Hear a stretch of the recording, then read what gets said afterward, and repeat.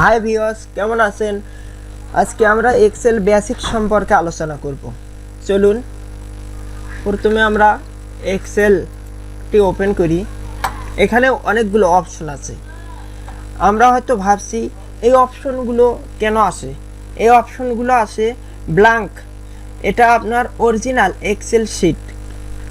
আপনি যদি Windows 7 user হন তাহলে আপনার এসব অপশন আসবে না, আপনার এটা শুধু আসবে, শুধু ব্ল্যাঙ্ক ওয়ার্কবুক আসবে।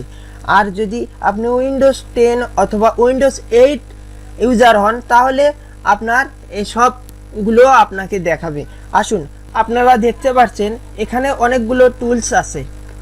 এটা ফাইল টুলস, এটা হোম, এটা ইনসার্ট, এটা পেজ, এটা ফর্মুলা, এটা ডাটা, এটা রিভিউ, এটা ভিউ।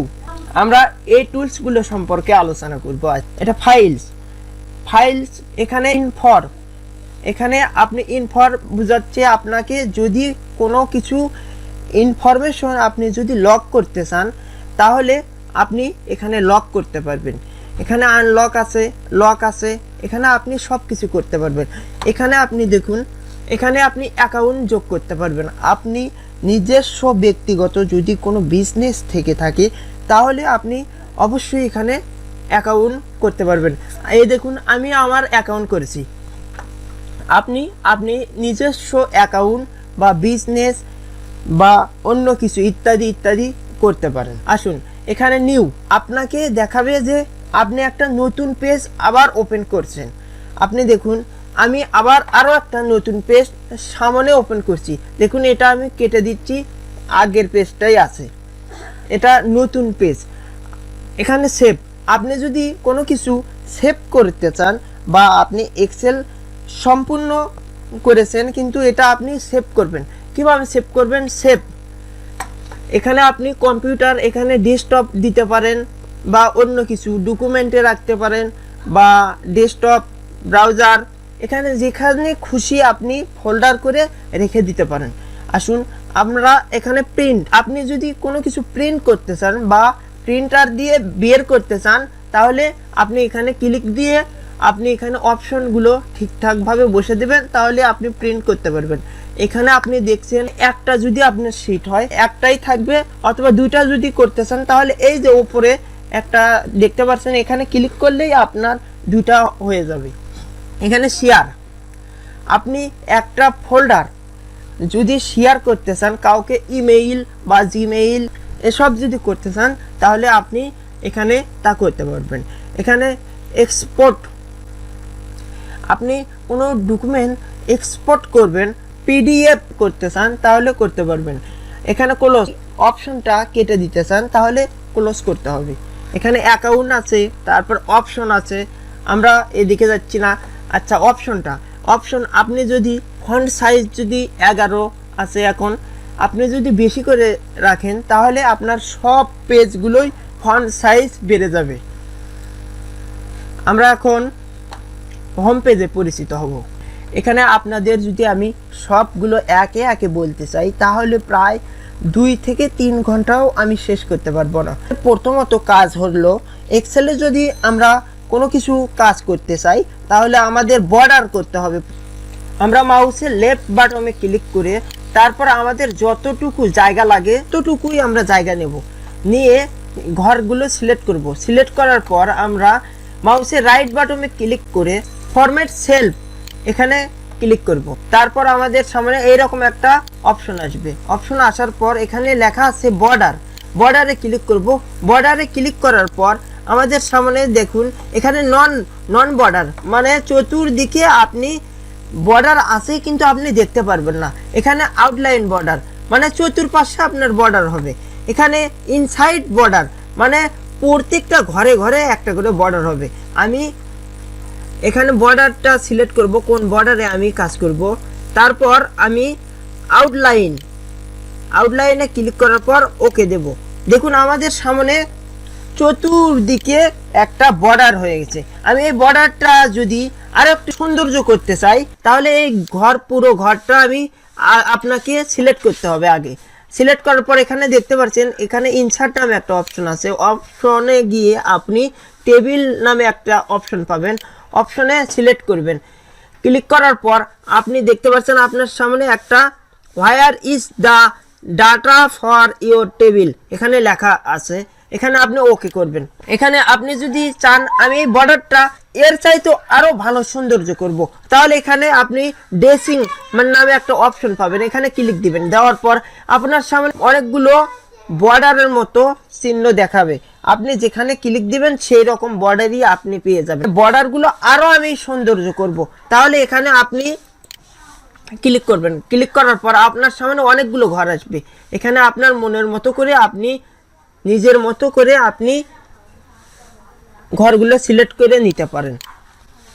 এটা আমি নিলাম। দেখুন আমাদের সামনে সুন্দর একটা মানে বর্ডার ঘর তৈরি হয়েছে। আপনারা অবশ্যই জানেন এক্সেলের কাজ 4টি: যোগ, বিয়োগ, গুণ, ভাগ। আমরা যোগ কিভাবে করব, বিয়োগ কিভাবে করব, গুণ কিভাবে করব, ভাগ কিভাবে করব,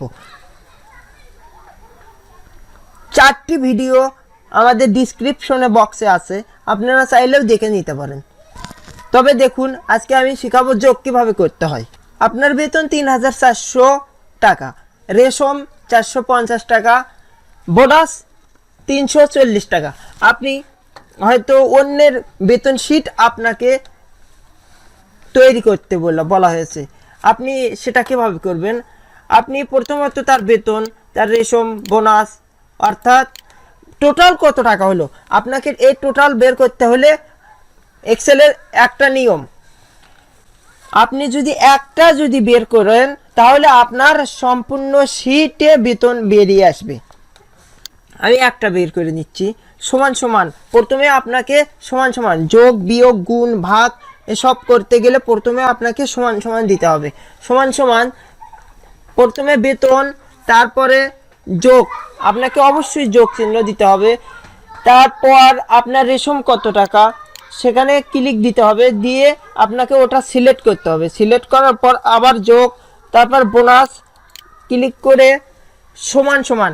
এর পরবর্তীতে আর কোনো যোগ চিহ্ন দিতে হবে না বা কোনো কিছু দিতে হবে না, আপনি সরাসরি কিবোর্ডের এন্টার প্রেস করবেন, তাহলেই আপনি দেখতে পারবেন টোটাল কত টাকা হয়েছে।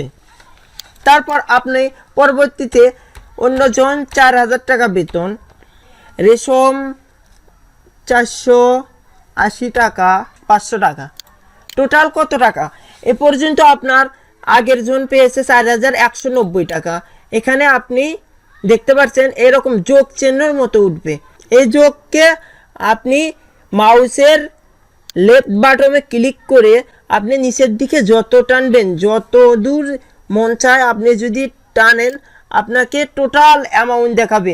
এখন দেখুন আমি এই পাশে আমি 500 টাকা লিখলাম, এ পাশে আমি 300 টাকা লিখলাম। এখানে দেখুন আমার কত টাকা হয়েছে, এখানে টোটাল 800 টাকা দেখাচ্ছে। এইরকম করে আপনি যোগ, বিয়োগ, গুণ, ভাগ একই নিয়মে করতে পারবেন। আপনি যদি চান যে আমি এখানে পার্সেন্টেজের হিসাব করব, যেখানে আমি 10,000 টাকা বেতন পাই, 10,000 টাকা বেতন পাই, এখানে আমার বেতন দাঁড়াবে 2% আমি রেশম পাবো। আচ্ছা, আমাকে প্রথমে সমান সমান দিতে হবে, সমান সমান দিয়ে এখানে আপনাকে কত টাকার উপরে আপনি 2% পান সেখানে ক্লিক করতে হবে। ক্লিক করার পর আপনাকে গুণন কত পার্সেন্ট, 2%, আমাকে পার্সেন্টেজ দিতে হবে, 2% এন্টার প্রেস করবেন। আপনি 10,000 টাকায় 200 টাকা রেশম পান। আপনি বোনাস যদি 10,000 টাকায় যদি 5% পান তাহলে সমান সমান 10,000 টাকা। আপনি টাকাটা সিলেক্ট করতে হবে, টাকাটা সিলেক্ট করে বেতনটা সিলেক্ট করে আপনাকে গুণন, যদি আপনি 5% পান তাহলে 5 লিখবেন, যদি 2% পান তাহলে 2% লিখবেন, যদি 4% পান তাহলে 4% লিখবেন, পার্সেন্ট এন্টার প্রেস করবেন। তারপর আপনাকে দেখাবে যে আপনি 10,000 টাকায় 500 টাকা বোনাস পেয়েছেন। আপনাকে যদি টোটাল শিট যদি 2%ই রেশম যদি দেওয়া হয় তাহলে আপনি আবার মাউস লেফট বাটনে ক্লিক করে নিচের দিকে যত টানবেন তত আপনাকে এখানে শুধু 2% দেখাবে। এখানে আপনি যদি একই নিয়মে আবার টান দেন নিচের দিকে, তাহলে আপনাকে এখানে 5%ই দেখাবে। এখানে আমি নিচে সব টোটাল আমি হিসাব করব, সেটা কি রকম করে। এখানে টোটাল TOTAL টোটাল মোট কত টাকা দাঁড়ালো। এখানে আমি সিলেক্ট করব, সিলেক্ট করার পর সমান সমান এই যে টোটাল প্রথম, তারপর যোগ, আবার দ্বিতীয় যোগ, তৃতীয় যোগ, চতুর্থ যোগ, পঞ্চম যোগ, ষষ্ঠ যোগ, সপ্তম যোগ, অষ্টম, এই রকম করে আপনি সবগুলো ঘর সিলেক্ট করবেন। সিলেক্ট করার পর আপনাকে কি করতে হবে, আপনাকে এন্টার প্রেস করতে হবে। দেখুন আমি সবগুলো ঘর সিলেক্ট করতেছি। সিলেক্ট করার পর আপনাকে যখন সবগুলো ঘর সিলেক্ট হয়ে যাবে, তখন আপনি শেষে যোগ বিয়োগ বা সমান কিছুই দিতে পারবেন না, কারণ কিছু যদি দেন তাহলে আপনাকে রেজাল্ট ভুল দেখাবে। আপনাকে যে রকম আছে, যে ঘরগুলো সিলেক্ট করছেন তার আগে সবগুলোর যোগ বিয়োগ করবেন, না গুণ করবেন না ভাগ করবেন, সবগুলো আগের ঘরে দিতে হবে। তারপর আপনাকে এন্টার প্রেস করতে হবে। আশা করি আমার কথাগুলো হয়তো যদি না বুঝে থাকেন তাহলে নিচে কমেন্ট বক্স আছে, কমেন্ট করবেন, আমি অবশ্যই আপনাদের প্রশ্নের উত্তর দেব। আসুন আমরা এখন কলাম সম্পর্কে জানি। ধরুন আপনার বেতন শিটে এতটুকু ঘর রাখছেন, আপনার এর ভিতর আরও একটা অথবা দুইটা অথবা তিনটা ঘরের প্রয়োজন, তখন আপনি কি করবেন। তখন আপনি এই পাশে দেখুন, এখানে 1 2 3 4 5 এইরকম নাম্বার আছে। এই নাম্বারে যে কোনো একটা ঘরে, মানে যে সোজা আপনার ঘরটি প্রয়োজন সেখানে ক্লিক দেবেন। দেওয়ার পর আপনি মাউসের রাইট বাটনে ক্লিক দেবেন। দেওয়ার পর আপনাকে ইনসার্টে ক্লিক করতে হবে। ইনসার্টে ক্লিক করার পর দেখবেন আপনার একটা ঘর চলে আসছে। আপনি চাইলে আরও অনেকগুলো ঘর নিতে পারেন। আবার ইনসার্টে ক্লিক দিবেন, আবার দিবেন, যতবার দিবেন তত আপনার ঘর চলে আসবে।